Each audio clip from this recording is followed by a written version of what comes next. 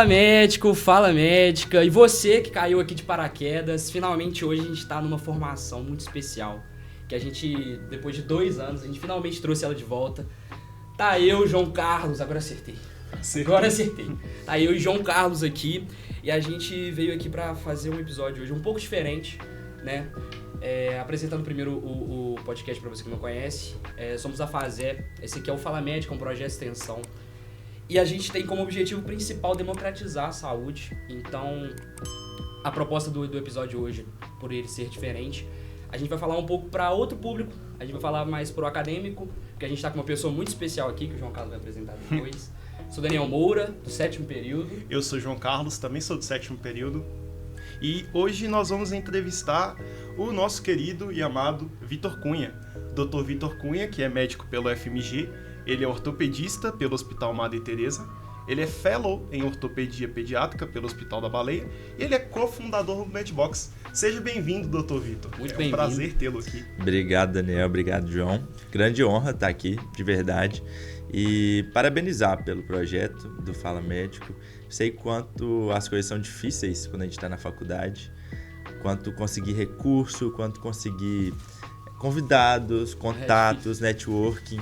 Então, vocês estão de parabéns mesmo, só desse projeto existir, tá? E tenho certeza que está mudando a vida de muita gente. Muito obrigado, cara. E é muito especial ter você aqui também, a gente agradece muito a oportunidade. E a gente queria saber, e tá curioso, é uma pergunta que a gente sempre faz, o que é que te motivou a fazer medicina? O que é que te motivou a fazer ortopedia? O que é que te levou à jornada que você fez até hoje? Tá, vamos lá, eu gosto de contar essa história. Medicina. A minha história é um pouco romântica, assim, com a medicina, porque eu sou dessas pessoas que desde criança fala que quer ser médico, sabe? Eu não sei muito de onde surgiu, minha família não tem nenhum médico. Não tem, eu fui o primeiro médico da família. E foi uma coisa natural. Eu lembro, a minha maior lembrança é de quando eu ia no pediatra com a minha mãe. E era um médico muito peculiar, assim, ele chamava Dr. Leonardo. E eu adorava ir no Dr. Leonardo. Todo dia que a gente ia no Dr. Leonardo eu ficava feliz, empolgado. O palitinho com sabor, a balança. Eu lembro do cheiro, era tudo muito marcante. Eu gostava muito do jeito dele falar. Pior que eu também lembro da minha pediatra. Eu ficava vendo ele falar assim, e eu falava, nossa, que cara que parece sábio, sabe? Ele falava com uma calma, e ele tinha uma caneta bonita, e escrevia com aquela letra diferente. Eu achava aquilo incrível. E aí eu fui crescendo e realmente vi que aquela área seria interessante. Chegou no ensino médio, além de já ter uma inclinação desde pequeno para medicina, eu sempre gostei de cuidar de pessoas, eu sempre gostei de servir, sempre demonstrei amor servindo, mais do que recebendo, sempre gostei de servir.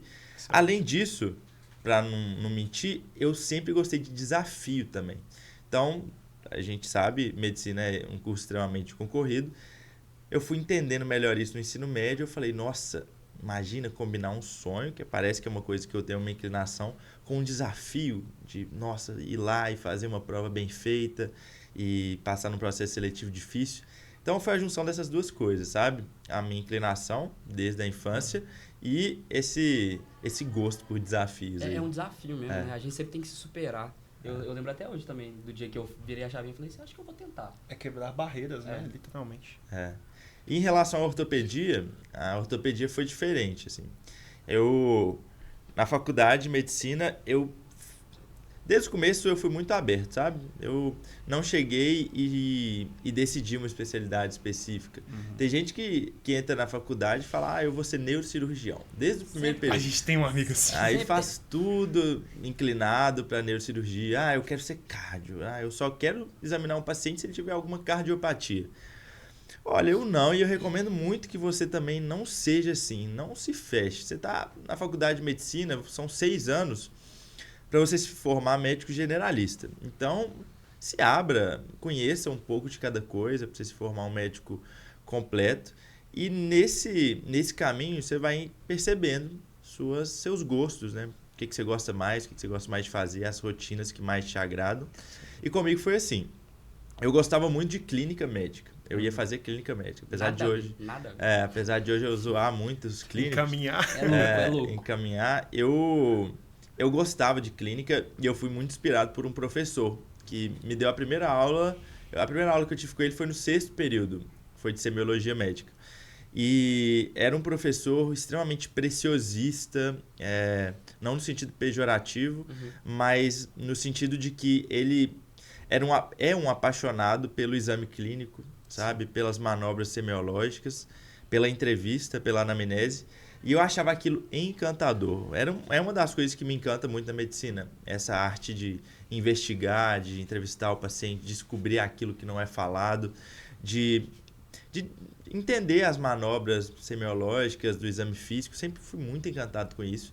E ele era um cara apaixonado e gostava muito de ensinar. E aí eu fiquei encantado. Eu falei, nossa, é isso que eu quero pra minha vida. Eu quero ser igual esse cara, Dr. Everton, que ele chama. E foi passando o tempo, vou fazer clínica médica. Até que chegou no meu 11º período, já quase na época de fazer as provas. Para confirmar que eu ia fazer clínica médica, eu decidi repetir o meu internato de clínica. A gente lá na UFMG, a gente tinha a opção de fazer o optativo. Eu falei, vou repetir clínica médica. Aí repeti clínica médica e aí eu vi que não era. Eu tomei um banho de água fria e aí as coisas foram se conectando na minha cabeça. Não que clínica médica seja ruim, tá? Falando... Não foi para você. Não, só não foi para mim. Eu sou objetivo, eu gosto de resolver as coisas de forma objetiva, eu não gosto de ficar conversando demais, eu gosto de... Tem um problema, vamos solucionar, vamos fazer. Sim. E a clínica médica tem uma característica diferente, tem muita discussão, são intervenções que demoram para fazer efeito, muito diferente da área cirúrgica. E aí no 11º período, já com um pouco mais de maturidade, eu falei, não, eu acho que não é para mim, eu acho lindo, bacana, mas não é a rotina que eu quero para minha vida. E aí eu comecei a lembrar de tudo que eu gostava além da clínica médica. Eu sempre gostei muito de esporte, eu sempre gostei de manobras semiológicas, do exame físico. Eu sempre gostei de cirurgia, eu adorava o ambiente cirúrgico. E aí, tudo foi se conectando. Caiu como uma esporte, luva, né? clínico cirúrgico, exame físico, porque o exame clínico da ortopedia é muito rico. Muito rico. E aí tudo se conectou e eu decidi fazer ortopedia no penúltimo período, na transição, assim, entre os 2 últimos períodos. Pra galera que brinca que a ortopedia não é medicina, eu acho que é a segunda maior bibliografia da medicina. É a segunda maior. Acho que só perde pra dermato. Nossa, coisa assim, mas... é um campo muito grande de... Exatamente. E você não perdeu o contato com os seus pacientes na questão do diálogo, que você tanto gosta, né? Ortopedia é bem isso. Inclusive é uma forma da gente se diferenciar, né? Porque eu falo que, o ortopedista é isso, não abre livro. Não... Eu fico entrando nessas brincadeiras, mas a verdade é que a gente estuda pra caramba. Mesmo assim, eu desconheço fase da minha vida que eu estudei mais do que na minha prova de título no ano passado, por exemplo. Mas infelizmente a gente admite que a especialidade é um pouco nivelada por baixo. Conheço excelentes profissionais, excelentes ortopedistas, mas a maioria vestiu essa capa aí de ser grosseiro, de ser, né, mal educado com os pacientes. E quando você se diferencia, quando você faz um pouquinho diferente, quando você dá uma atenção e a pessoa começa, nem parece ortopedista, é mais uma oportunidade de se diferenciar. Então, essa parte da clínica que eu gostava tanto, eu tenho levado para a ortopedia e tem sido muito bom. Você falou tanto em serviço e eu admiro muito o seu gesto, porque você serviu no Exército. Para quem não sabe, o Vitor, ele prestou esse serviço à nossa nação e eu agradeço. Eu acho que é um defeito dos brasileiros não agradecer aos nossos protetores, né, aos policiais, às pessoas que nos servem militarmente, e eu agradeço aqui oficialmente. E conta um pouco para nós como é que foi essa experiência no Exército. Eu estou muito curioso, porque eu também quero servir. Não, obrigado. É uma falta, assim, da nação brasileira. Eu admiro muito o povo brasileiro. Eu morei na Alemanha ano passado e como eu senti falta do Brasil e do brasileiro. A gente é um povo muito rico, um povo muito acolhedor mas falta esse sentimento de patriotismo, assim, de entender melhor, de, né, abraçar as causas patriotas. Eu fui servir exército durante um ano, então fui médico do exército, porque meu pai foi militar e meu avô foi militar. Pra vocês terem noção, assim, o meu avô, quando a gente vai alistar, quando faz 18 anos tem que alistar no exército, né? Tem que ir lá e se apresentar. E aí meu avô foi militar e ele falou assim, não, eu faço questão de te levar lá pra gente alistar junto e tudo mais. Nossa, que legal. Só que eu tinha acabado de passar em medicina, 18 anos. E eu não podia assumir. E aí na hora de alistar, eu falei, ó, infelizmente, eu não posso prestar, porque eu passei, mostrei lá minha aprovação e tudo mais. E meu avô, eu olhei pra ele, ele tava chorando. Nossa. De tristeza. Baqueado. De tipo assim, nossa, lógico que ele entendeu, né? Mas ele queria que eu servisse. Tipo, eu pequeno e meu irmão também, meu avô, dentro da casa dele, ele ficava ensinando a gente a marchar. A gente ficava marchando, dava voz de comando. Então eu sempre tive curiosidade e aquilo ficou na minha cabeça, sabe? De ser dispensado com 18 anos, meu avô chorando. Eu sempre admirei muito meu avô. E meu avô não me viu formar, ele faleceu antes, infelizmente. E aí eu fiquei com isso na cabeça, eu quis honrá-lo, entendeu? E teve meu pai também, que serviu e gostou muito. Eu falei, ó, por que não, sabe? E é uma coisa que eu falo muito, não tenha medo de ser exceção, sabe? No final da faculdade, todo mundo fala, a gente tem um script, formei, vamos entrar na residência, depois da residência vamos fazer um fellow, vamos fazer uma sub, depois vamos abrir consultório, começar a trabalhar. E aí você entra num looping, quando você vai ver, você vai sair desse looping com 40 anos de idade, sabe? Isso é muito perigoso. Não que seja ruim entrar direto na residência. É bom se você sabe o que você está fazendo, se é uma escolha intencional. E não uma escolha porque todo mundo está falando que tem que fazer. Sim. Então eu tive isso na minha cabeça, graças a Deus, quando eu estava formando, de ter coragem de ser exceção. Eu queria, por que não? Só porque todo mundo estava falando que não era o caminho habitual. Então eu tive essa coragem de ser exceção e de ir para o Exército. E o Exército me proporcionou as melhores experiências, sem dúvidas, que eu tive na minha vida. Experiências que eu jamais poderia ter como médico civil.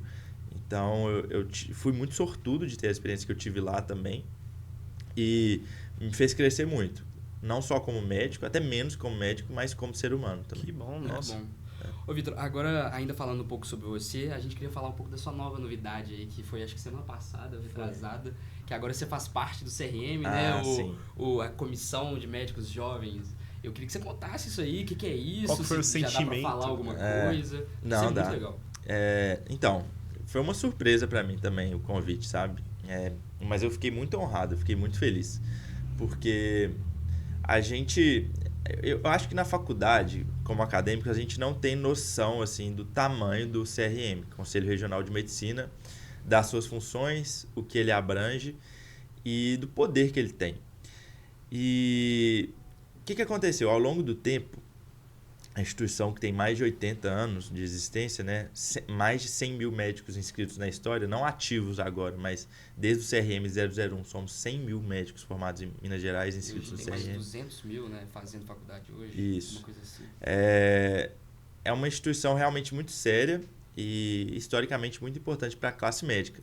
Só que ao longo dos últimos anos, essa instituição se afastou dos médicos jovens, que são os médicos que em breve serão maioria.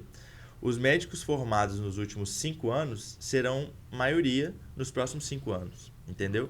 Ou seja, tem formado muita gente. Então, por ano, a gente tem formado 40 mil médicos. E os médicos mais antigos estão se aposentando. Então, a leva de médico jovem está crescendo muito. E as pessoas que integram o CRM hoje em dia são mais velhas. Então, tem tido um gap de comunicação do CRM com o médico, que vai ser maioria em breve. Sim. Então, o CRM rapidamente observou isso e entendeu que precisava de alguma coisa ser feita, sabe? Então, eles me chamaram, assim, fui numa reunião presencial com o presidente do CRM, a primeira foi presencial com ele, e eu ouvi da boca dele coisas assim que eu jamais imaginava, sabe? Dores de dentro do Conselho Regional de Medicina, pedido de ajuda mesmo, tipo, olha, a gente está aqui e a gente quer comunicar mais com vocês, a gente precisa de ajuda. E então veio o convite dele de que eu fizesse parte. Eu contei minha história para ele, eu contei o que eu faço nas redes sociais, ele viu meu perfil, a gente conversou de várias coisas, vários dias, não foi só uma reunião, foram várias. E até que a gente chegou à conclusão de que faria sentido eu estar lá para ajudá-los nessa comunicação. Então, o que vai ser feito? Vai ser feito um conjunto de... eu nunca falei sobre isso. Publicamente. Aqui é notícia. Vai ser feito um conjunto de ações para melhorar essa comunicação com o médico jovem. Então, a gente vai fazer eventos presenciais lá dentro do CRM, para os acadêmicos de medicina e para os médicos recém-formados entenderem como funciona, por exemplo, um julgamento de um processo ético profissional, para ver, para não ter medo, entendeu? Para ver o que é certo e o que é errado. A gente vai fazer eventos de conscientização sobre marketing médico, de acordo com a nova resolução do Conselho Federal de Medicina. A gente vai fazer uma série de ações dentro das redes sociais do CRM, porque a gente entende que a nova geração, ela Tá nas redes. Está nas redes, e não só está nas redes, mas ela se comunica de uma forma muito peculiar, muito Nós somos diferentes. dela. Não, mas eu me incluo nessa geração. Eu me incluo nessa geração. Então, a ideia é que eu ajude nisso. Tipo, como fazer o médico jovem prestar atenção no CRM, entender o que é o CRM. Então, em resumo, é isso, sabe? Eu estou muito animado. Eu acho que a gente tem muito trabalho a ser feito. A gente vai modelar algumas coisas que têm sido feitas em outros lugares do Brasil. Mas estou muito animado e espero que ajude mesmo. Mas assim, você faz parte da comissão de Minas ou de todo Minas, CRM é o regional, Conselho Regional de Medicina. Minas. É um dos maiores, né? É o segundo maior. Mas isso está rolando em todo o Brasil? Não, a gente quer exportar essa ideia entendi. para os outros lugares. Eu vou em Brasília, inclusive, lá no CFM, a gente vai contar do que a gente tem feito e para os outros conselhos regionais usarem de modelo. Muito legal. Que ótimo. Agora a gente queria entrar num tópico que eu acho que é o mais interessante assim pra gente abordar com você, que é o que te alavancou, né? Que é as finanças para médico, né? Que eu acho que isso é muito interessante a gente começar falando disso. Eu vou até puxar o gancho que o João usou do Exército, porque mesmo o Exército sendo uma coisa que realmente era um sonho seu, parte da sua família, tem uma coisa no Exército que muita gente não conta, que você pode trancar, certo? Que se você passar na residência, você pode trancar ela, trabalhar um ano. Ou se você não passa na residência, você pode, enquanto você está no Exército, você pode trabalhar mais por fora.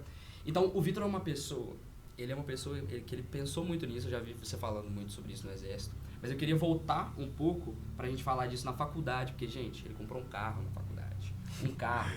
Normalmente é o contrário, né? A gente trabalha depois para comprar o carro, se endivida, e aí outra conversa, mas não é comigo ainda. Mas eu queria que você falasse como juntar dinheiro na faculdade, um breve assim, porque você fala muito disso.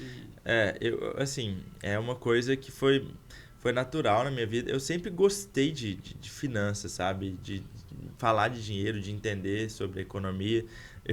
Eu falei que eu tinha um relacionamento muito bom com meu avô, né?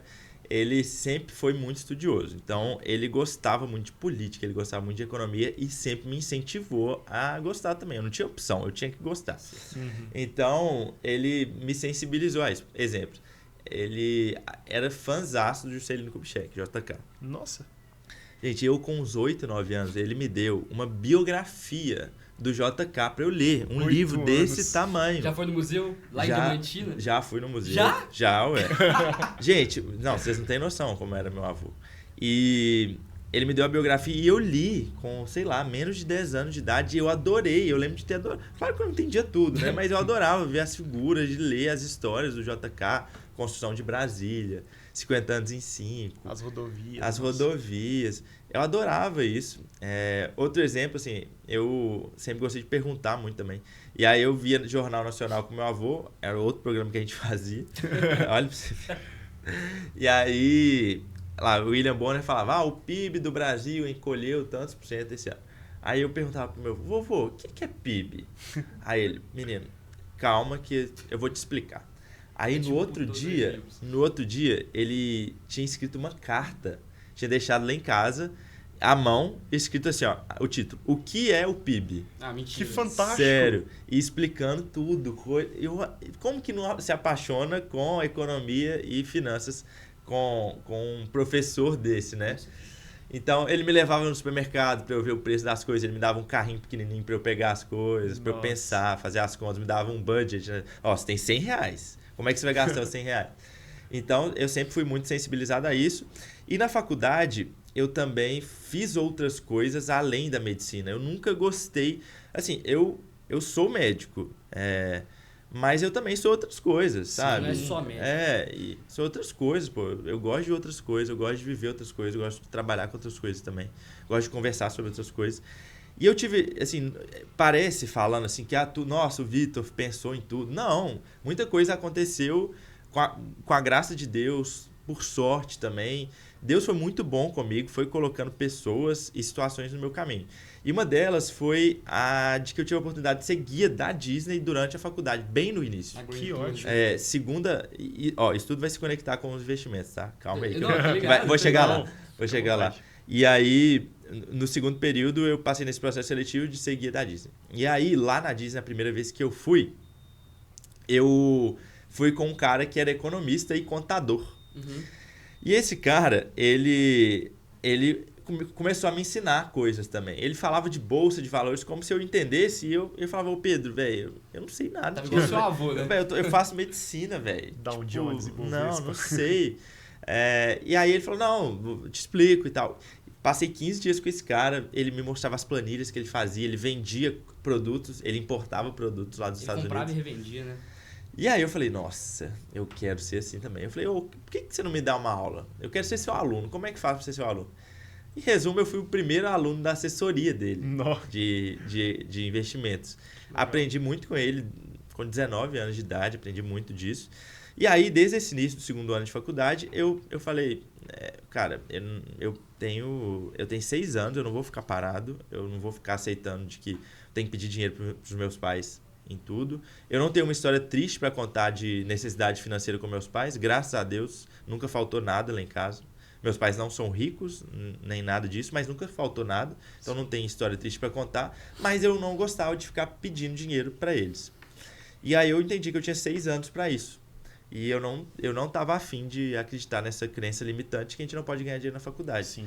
E aí eu comecei a buscar maneiras. Ele me ensinou muito sobre importação, me ensinou muito sobre revenda de produtos. Então, já revendi muito produto americano, muito produto médico, esfigmo, esteto, oxímetro. Revendi muito produto que vinha da China, né? AliExpress, na época. Hoje é Shein, né? AliExpress, eu trouxe muita coisa. E Celular. Não, meu irmão também mexeu muito não só produtos. Aí eu gostava muito de ler sobre empreendedorismo. Eu li muito Flávio Augusto, Geração de Valor, todos os volumes, Geração de Valor. Eu entendia que eu tinha que enxergar as dores das pessoas ao meu redor. Aí na faculdade, por exemplo, tinha a dor de não ter produtos personalizados, tipo blusa, moletom. Sim. Eu montei uma loja de produtos personalizados junto com 2 amigos. Tipo Atlética, né? É uma necessidade que a gente até hoje tem. Então, por que não fazer, entendeu? Mas eu acho que a grande virtude minha foi executar. Eu executei, sempre executei. Não tô pronto, não sei direito. Mas eu fiz e fui aprendendo no caminho. E nem tudo deu certo também, sabe? Eu aprendi muito. É aquele negócio, eu sempre falo, faça, erre, aprenda, repita, né? Do inglês. Então, fazer. O mundo é muito dos fazedores mesmo, quem executa. E eu sempre quis empreender, aí montei essa loja. Eu busquei estágios. Na minha época tinha estágio remunerado demais, né? Então era um processo seletivo. Hoje é um pouco pior. Hoje é mais difícil. Mas hoje tem o digital, entendeu? Na minha época não tinha o digital. Eu odeio falar na minha época. Parece que eu sou muito velho, né? Mas eu não sou tão velho assim, gente. Mas é que as mudanças estão tão rápidas que parece que muito. É uma distância muito grande. Que na verdade não é. Então, assim, eu sempre entendi que tinha várias formas de fazer. Eu apliquei prova em cursinho, eu trabalhei em festa, eu avaliei anúncio online, eu fiz de tudo mesmo. E nunca tive vergonha de vender, nunca tive vergonha de trabalhar, não é vergonha, pelo contrário, é uma excelente virtude. Eu sempre falo que vender é uma habilidade que todo mundo deveria saber, principalmente o médico, porque que a gente vai vender nossa imagem. Vocês têm que vender, a gente tem que vender a imagem. Um médico bem-sucedido é um médico que vende bem. Um médico que vende bem, porque hoje, em tempo de rede social, não basta você ser bom médico, você tem que parecer bom médico. É verdade. Né? No melhor sentido possível. Sim. O mais importante é ser bom médico, mas se você não parece, fica muito difícil também você ter sucesso na carreira. Então, foi entendendo essas coisas aí que eu comecei a juntar dinheiro, reinvestir no negócio ou em negócios diferentes. E por uma motivação que hoje não seria a mesma motivação, mas uma motivação do homem muito jovem que estava em medicina, eu queria comprar um carro, entendeu? Queria comprar um carro e tô ganhando dinheiro, quero ganhar um carro, quero comprar um carro. E eu tinha um carro dos sonhos, que era o Golf TSI alemão branco. E com Bem teto detalhado. solar, tinha a roda que eu queria e tudo mais. Eu comprei ele, cara. No 10º período de faculdade, eu comprei o carro. Tenho muito orgulho dessa história, porque realmente foi batalhando muito, abrindo mão de muita coisa durante a faculdade. E comprei o carro, fui muito feliz com o carro. Hoje eu já vendi ele, mas fui muito feliz. Comprei o Golf alemão lá, brancão, do jeito que eu queria. Eu acho que o que a gente pode tirar disso é que a gente fica pensando muito quando a gente entra na faculdade, que a gente tem que viver a medicina, fazer medicina, tudo que tem que ser medicina. Igual, por exemplo, se for fazer um estágio, tem que ser de medicina, mas igual você falou, você diversificou, você não estava nem na medicina em si, estava vendendo blusa, estava mexendo na internet. Então, isso eu acho que é muito importante nisso, né? Entender para quem está observando. Diversificar, na verdade. Não, eu diria até mais, furar a bolha médica. Furar a Viu? bolha. Porque tem gente da medicina que só anda... A gente lá na faculdade, a gente falava med-galera. Não, a med-galera tá ali. Med-galera, ou seja, aquela pessoa, aquela galera que não conversa com quem é quem é de fora da medicina, que não fala em outro assunto se não for aula, se não for prova, se não for medicina, que só quer falar de hospital, só quer ficar em hospital, fazer estágio ali, estágio aqui. Med-galera é isso. Eu nunca gostei de ser médico, galera. Sempre tive muito amigo de fora da medicina. Amigos, igual o Pedro, lá na Disney, que me ensinou sobre empreendedorismo. Sim. Amigos engenheiros, amigos administradores, economistas. É isso que faz o seu repertório, entendeu? Então, fura a bolha, gente. Fura a bolha da medicina. Isso é muito importante. Ô, Vitor, agora falando sobre outro ponto, assim, que a faculdade hoje, igual você falou, a medicina hoje é outra. Eu cheguei a comentar que hoje tem mais de 200 mil médicos, assim.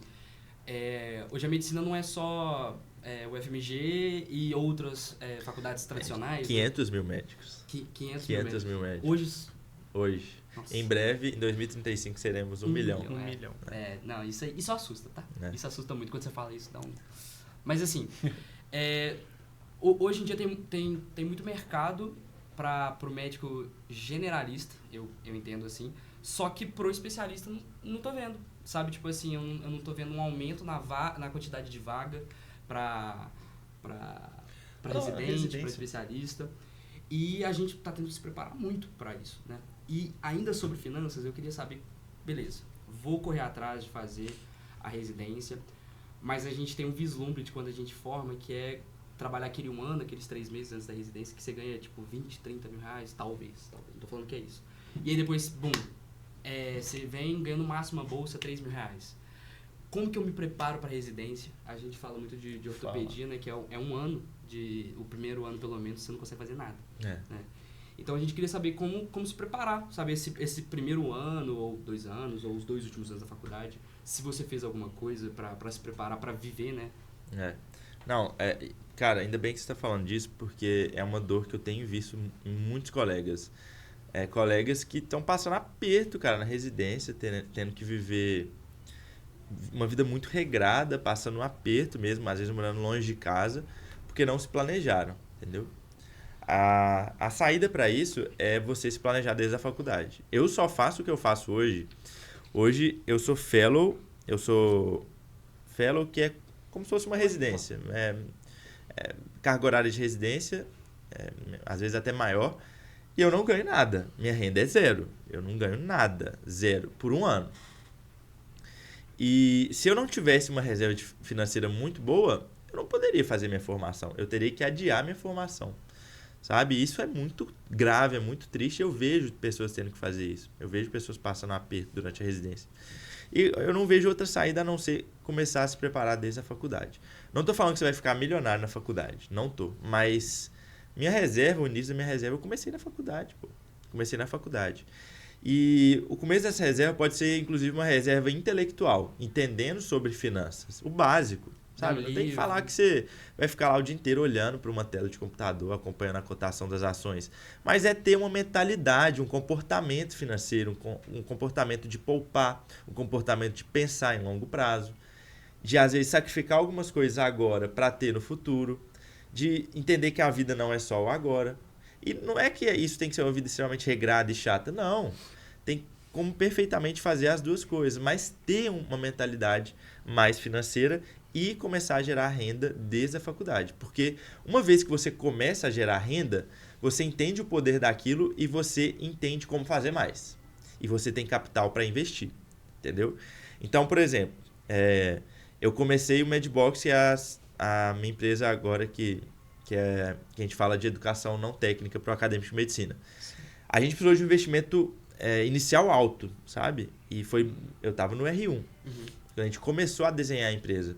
Se eu não tivesse a minha renda que eu desenhei lá na faculdade, eu não teria capital para investir, entendeu? Então, quando você começa a gerar renda, renda chama renda. Então, dinheiro chama dinheiro mesmo. É real isso, se você tem a cabeça voltada para isso.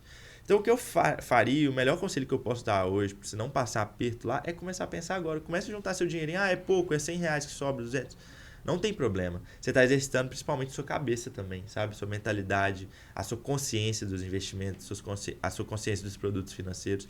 E isso vai fazer diferença. Você começar a gerar renda, vai te fazer gerar mais renda no futuro. Uma coisa que a gente sempre tem também é saber usar o cartão, né? A gente às vezes se impressiona com o cartão e gasta aquilo tudo pensando que não vai vir para mim, mas daqui a pouco chega uma fatura gigante, né? A pessoa não consegue ter a disciplina de pensar ela em um mês, daqui a um mês. Então, isso é grave. É verdade. Queria te perguntar o seguinte, a gente como acadêmico, a gente chega no mercado médico e às vezes estamos perdidos. Nossa, o que eu vou fazer agora? A gente vai começar em uma UPA, num postinho. Eu queria saber quais são as suas dicas para ingressar no mercado médico hoje em dia. O mercado médico está difícil mesmo, para tudo quanto é lado, principalmente nos grandes centros. Mas o grande conselho que eu daria, e olha, eu não quero parecer que eu sou assim, um mentor, um sábio, porque eu tô no meio da minha formação. Sim. No meio não, estou no final da minha formação, mas no meio no sentido de estou durante a minha formação. Sim. Hoje eu tenho 4 anos e pouco de formado e ainda estou durante a minha formação. Mas o meu maior conselho é se especialize o máximo que você puder. O máximo que você puder. Exemplo. Nos formamos médicos generalistas. Primeiro passo. Quero me especializar em alguma especialidade específica. Ortopedia. Escolhi ortopedia. Basta só ortopedia? Não basta só ortopedia. Tenho que me subespecializar em alguma subespecialidade da ortopedia. Vou fazer ombro, vou fazer quadril, vou fazer joelho. Beleza, vou fazer joelho. Mais uma subespecialidade. Basta só joelho? Artroscopia. Não. Não. Eu sou joelhista muito bom em fazer prótese em pacientes com artrite reumatoide. Esse é um caminho ideal. Dificilmente, se você for um profissional extremamente especializado, que você faz uma coisa muito específica, dificilmente não vai ter espaço para você no mercado, entendeu? Mas ele tem mercado, por exemplo, a gente fala muito disso nos grandes centros. Então, por exemplo, Belo Horizonte ele teria um mercado assim. No interior? No interior eu não consigo ver, tipo assim, esse especialista. Não, no interior você não precisa fazer isso, entendeu? Tô falando nos grandes centros, assim. No grande centro, se você quer ter um espaço, é se especializar o máximo possível. Até porque, quanto mais especializado você for, mais escassa é a sua mão de obra. Ou seja, menos gente fazendo o que você faz. E se tem menos gente que faz o que você faz, mais bem remunerado você faz. Então, a sua remuneração é diretamente proporcional à escassez da sua mão de obra, entendeu? E então, você está pensando em grande centro, é isso. Agora, se quer ir para o interior, ainda tem muito espaço para o médico. Ortopedista geralzão, cardiologista geralzão e tudo mais. E tem especialidades que até São Paulo vai ser seu lugar. Que Belo Horizonte, por exemplo, não vai ter mercado, por exemplo. Exatamente. Eu queria voltar um pouco para a faculdade, assim. Eu queria falar de um tema que foge um pouco, assim, do que a gente sempre fala.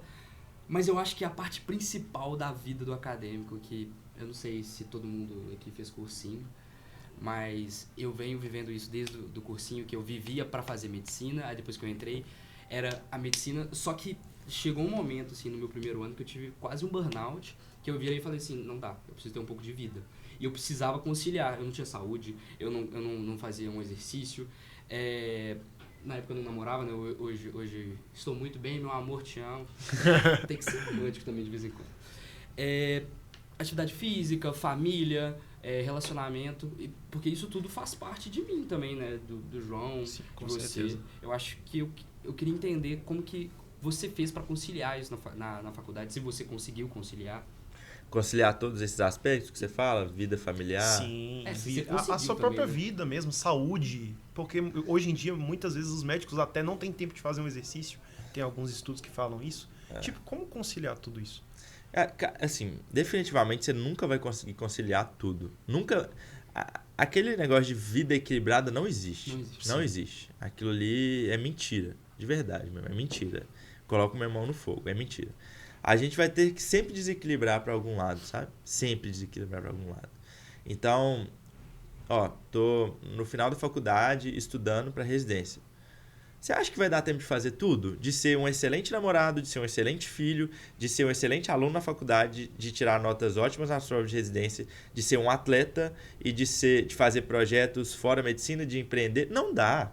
Não dá. Você tem que escolher suas prioridades. Tem que escolher suas prioridades e em determinados momentos você guina a sua vida para um lado e depois para o outro. Entendeu? Então, às vezes, no final da faculdade, você vai diminuir um pouco a prática de atividade física, talvez, com certeza não tem que parar, mas talvez diminua um pouco o volume para focar no estudo. Na minha prova de título ano passado, eu não queria que isso tivesse acontecido, mas eu tive que diminuir minha atividade física para estudar mais. E valeu muito a pena. Sim. Valeu muito a pena. Eu tive que desequilibrar, entendeu? Então, primeiro aceitar que equilíbrio não existe. Sim. Que você vai ter que desequilibrar para determinadas áreas. Segundo, tirar isso da cabeça que você não tem tempo, entendeu? Talvez você não esteja fazendo uma boa gestão de tempo. Na faculdade, eu tenho escutado muito dos acadêmicos, que eu converso com acadêmicos todos os dias, de que não tem tempo. E eu confesso que eu sentia isso também quando eu era acadêmico. Mas quando a gente vira residente, quando a gente acaba a residência, a gente vê que só piorou essa questão de tempo, entendeu? E aí eu via que eu tinha tempo, era na faculdade, sabe? Então alguma coisa estava errada comigo lá atrás. Então eu tô aqui para falar com vocês hoje que vocês nunca mais vão ter a quantidade de tempo disponível que vocês têm, igual vocês têm na faculdade. Então aprendam desde agora a gerir melhor o tempo. Dá tempo de fazer as coisas, sabe? O problema é gerir, de verdade, porque não vai ter. Não, quando eu formar eu vou fazer minha agenda. Ilusão, não, sempre aparece mais coisa. Depois você vira refém dos seus chefes, da residência, do seu R+. Depois casou, filho, carreira, consultório, hospital. Não, vocês não vão ter mais tempo que vocês têm na faculdade. Então é entender que eu tenho que arrumar um jeito de gerir melhor isso aqui. Definindo prioridades para cada fase da vida, tá? E não querer abraçar o mundo. Não querer abraçar o mundo. Quantos acadêmicos eu vejo querendo fazer todos os projetos extracurriculares e nem faz a faculdade direito? A nossa carga horária já é alta para fazer ela sozinha. Só a faculdade. Então, entenda, escolha intencionalmente com o que você vai gastar energia, sabe? Durante a faculdade, cara, assim, ir mal em uma prova, nossa, não é o fim do mundo, não, sabe? Não é o fim do mundo. Depois você recupera, você tem 6 anos para estudar aquele tema de novo. O problema é ir mal na prova lá da residência, aí é um problema. Mas a faculdade não deixa de ir na academia, não deixa de fazer uma atividade física, porque, nossa, uma prova muito difícil. Um dia tudo bem, mas não deixa, sabe? Entenda que a faculdade ela é um caminho, é uma maratona, não é um sprint. Sim. Então dá pra você... Não deixa de fazer as coisas não, sabe? Não deixa de fazer atividade física, não deixa de sair com seu namorado, não deixa de sair com sua família, porque é uma maratona mesmo. E pega a menor quantidade de coisas possíveis fora da faculdade, fora do currículo. Pra que ficar fazendo todos os projetos, gente? Você tem 12 períodos para fazer isso. Então vai com calma, sabe? Não queira abraçar o mundo, não. E entenda intencionalmente os momentos que você vai desequilibrar para um lado e depois desequilibrar para o outro. É o que você fala muito, que eu admiro até o que você fala no Instagram. Grandes conquistas requerem grandes sacrifícios. Então, realmente, é saber o que escolher e fazer da melhor forma possível. Eu acho que, se fosse para resumir, seria isso.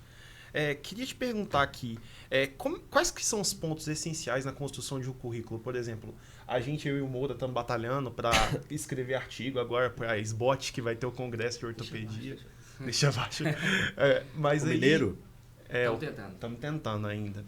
Mas também consegui estágio, eu e o Moura vi muitos estágios, eu acabei conseguindo, estou fazendo de ortopedia mesmo, lá no Biocol, fico muito feliz com isso. Mas qual que seria os pontos essenciais no currículo? O que eu preciso ter para eu me destacar? Você fala o currículo para se destacar ou o currículo para ir bem na residência? Porque nessa aí a gente pegou. Essa aí eu caí na armadilha. Porque, por exemplo, isso aqui pode ser um se destacar, só que não necessariamente isso aqui vai me dar muitos pontos na residência. Caí na armadilha. O que você quer dizer? A segunda opção, que é a mais sábia. Deixa eu te falar uma coisa. Eu para ir bem na residência, você tem que ser muito intencional e hoje a gente tem todos os documentos disponíveis na internet. Pô, o que custa, você, por curiosidade, no começo da faculdade, nos primeiros anos de faculdade, abrir os editais dos principais processos seletivos de residência e olhar o que pontua e o que não pontua nos currículos? Você vai abrir lá, você vai ver que prova de inglês sempre pontua, que estágios extracurriculares sempre pontuam, que iniciação científica pontua, ligas acadêmicas. E aí, tendo noção desses editais, você sabe o que pegar e o que não pegar. E aí você vai ter 12 períodos para pegar as coisas aos poucos, sabe? Eu fiz isso no começo da minha faculdade. E eu confesso que eu não fiz nada muito voltado para a prova de residência. Eu fiz de acordo com o que eu gostava. Então, por exemplo, no começo da faculdade eu fiz liga de cardiologia, porque eu adorava semiologia, porque eu adorava clínica, eu adorava a parte cardiológica. Eu fiz bolsa, eu fiz iniciação científica com bolsa com um dos preceptores que veio a ser meu chefe depois na residência, que é o Marco Antônio, de ortopedia, porque eu gostava de ortopedia. Não foi porque, vai valer, ponto. Você não ficou bitolado com isso? Eu fiz monitoria de eletrocardiograma, porque eu queria aprender eletrocardiograma melhor. Não porque valer ponto. Só que lá no final, você vai fazendo tanta coisa que meu currículo foi 10. Meu currículo foi 10 na residência. Então, é um mix das duas coisas. Ser intencional de pegar o edital, olhar o que pontua e o que não pontua, porque vão aparecendo as oportunidades durante a faculdade, você fala, e isso faz sentido e vai me ajudar para a residência. Faz, entendeu? E juntar também com o que você gosta. Porque não faz sentido você pegar, por exemplo, não gosto de anatomia patológica. Vocês falam anatopato também lá? Sim. Anatomia patológica. Eu vou fazer monitoria só porque vale para residência. Será? Será que faz sentido mesmo? A não ser que seja no último período, você está precisando de ponto. Mas, cara, tenta combinar as duas coisas. Li o edital e vou me expor às oportunidades que eu gosto também. E guarda tudo, né? E guarda. Perder certificado. Nossa. Realmente. Assim, aproveitar que você está falando disso, né? Eu queria entrar num ponto que eu acho que pro acadêmico, eu acho que é o mais interessante, assim, que a gente quer falar de especialização, que durante a entrevista você fala fellow, residência. Eu não sei muito bem como funciona para pós, né? Que eu imagino que áreas cirúrgicas não tem pós, eu acho. Se eu estiver errado, você me corrija. Mas eu queria que você pudesse me falar tipo, a diferença delas, explicar um pouco mais do seu fellow. E também eu queria que você falasse da Alemanha, porque eu acho que foi muito legal. Eu sei que você ficou 3 meses lá, né? Isso foi muito legal. Vamos lá. Começando com a formação. A formação padrão ouro é a formação residência médica. Tá? Residência médica ela é regulamentada pelo MEC, pelas sociedades de título, pelas sociedades de especialidades, né? E ela tem uma carga horária mínima, ela tem estágios obrigatórios e não obrigatórios, ela tem um controle rígido com a preceptoria, com as condições de trabalho, com os campos de atuação. E então ela é a padrão ouro. Só que vem aparecendo algumas outras formações aí, como por exemplo a especialização. A especialização ela tem duas vertentes. A especialização que vem para espelhar a residência médica. Por exemplo, no meu hospital, onde eu fiz ortopedia, existiam 3 vagas regulamentadas pelo MEC. 3 vagas MEC. Só que o serviço precisava de mais um residente. Eles abriram, então, uma vaga de especialização regulamentada pela SBOT, que é a Sociedade Brasileira de Ortopedia. Sim. Esse residente, essa pessoa que entra pela vaga de especialização, ela tem exatamente a mesma carga horária e as mesmas obrigações que eu, que tinha a vaga MEC. Então, não há problema nenhum, ao meu ver, essa pessoa fazer especialização. Depois, ela não vai ter o título pelo MEC igual eu tive. Mas se ela faz a prova da SBOT e passa, ela tem o título também.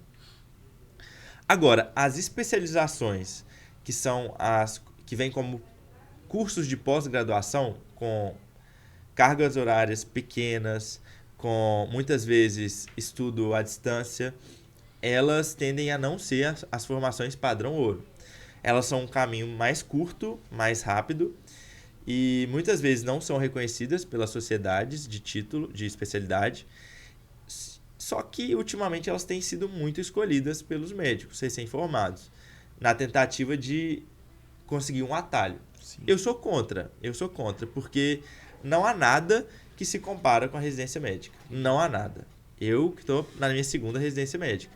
Não há nada comparado ao salto de aprendizado que você tem quando você faz residência médica, quando você faz 60 horas por semana, quando você está ali em contato diário com o seu paciente, com as patologias principais da sua especialidade, quando você está com as referências na sua especialidade em preceptoria. Não se compara. E muita gente está querendo comparar e equiparar. E isso é muito perigoso, muito perigoso.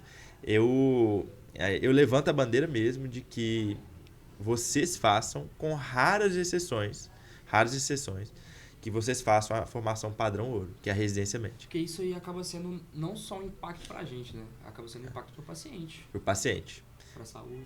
Não se compara ser atendido por um profissional que fez a formação padrão ouro do que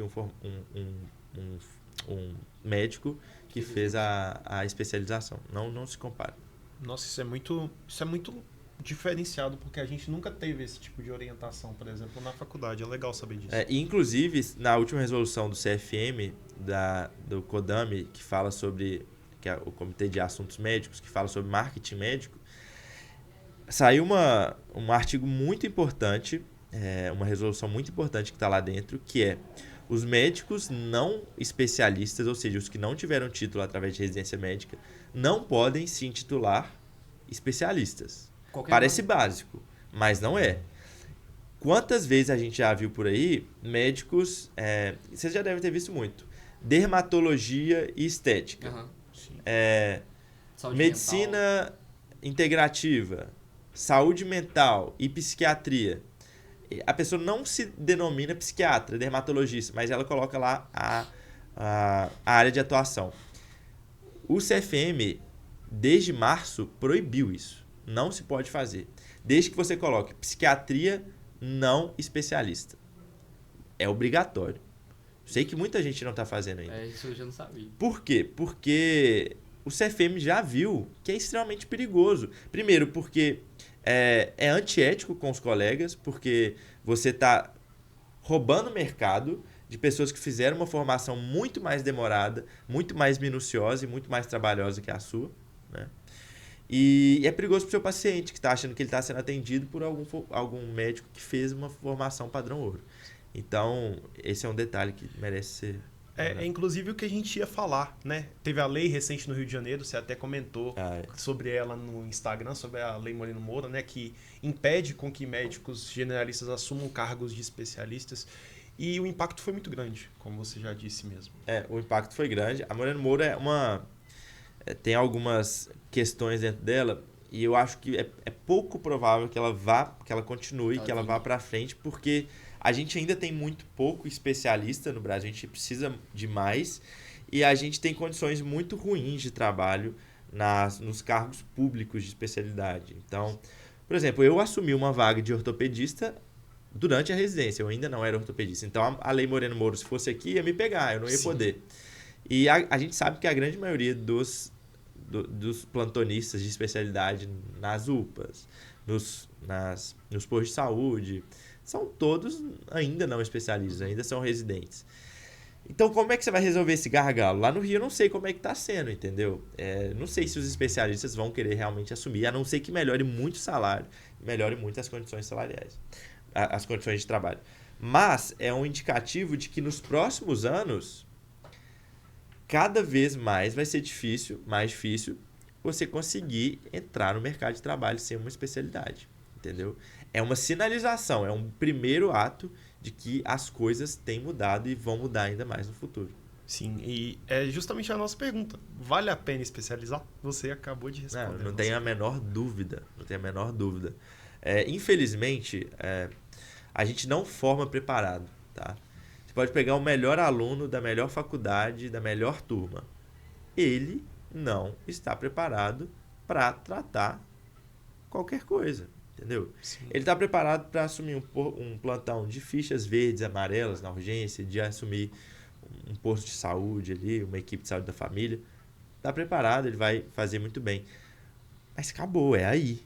é aí, entendeu? A gente tem que saber das nossas limitações. Não importa o quanto você estude na faculdade, você precisa de complementar a sua formação. Inclusive, é uma grande aposta minha, uma grande aposta. Em breve, pode escrever isso aí, pode gravar. Em breve, no Brasil, será impossível exercer a medicina sem residência médica. Isso já acontece na Europa, isso já acontece nos Estados Unidos. Os 6 anos de medicina vão valer só pelo título médico, mas não vão te possibilitar atuar como médico. Eu sempre fico pensando nisso, porque é um mercado que agora eu imagino tá indo muito parecido com o que foi o direito, né?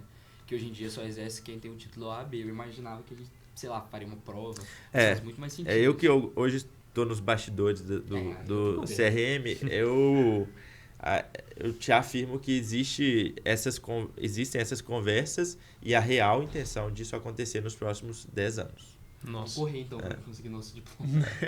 Vamos dar o melhor, né, na faculdade. E aí, Vitor? O que você achou? Muito bom, cara. Muito bom? Demais, demais. Cara, eu queria que...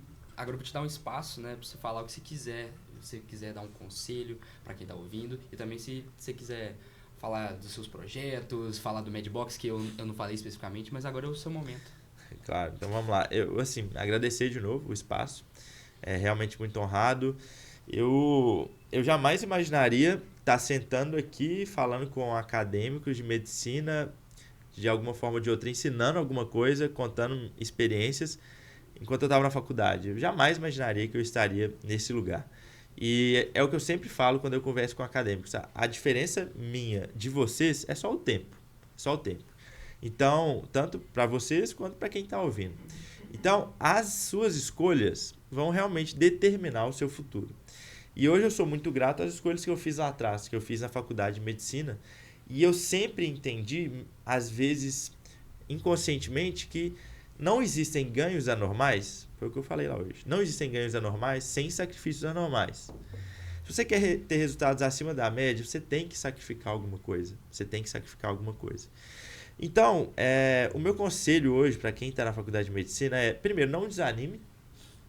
Por mais que há 400 faculdades de medicina no Brasil, quase 50 mil pessoas formando por ano, não tem tanta vaga de residência médica assim. Não desanime. Não desanime. A média é ruim. Sempre vai ser média, sempre vai ser média, a média vai ser ruim.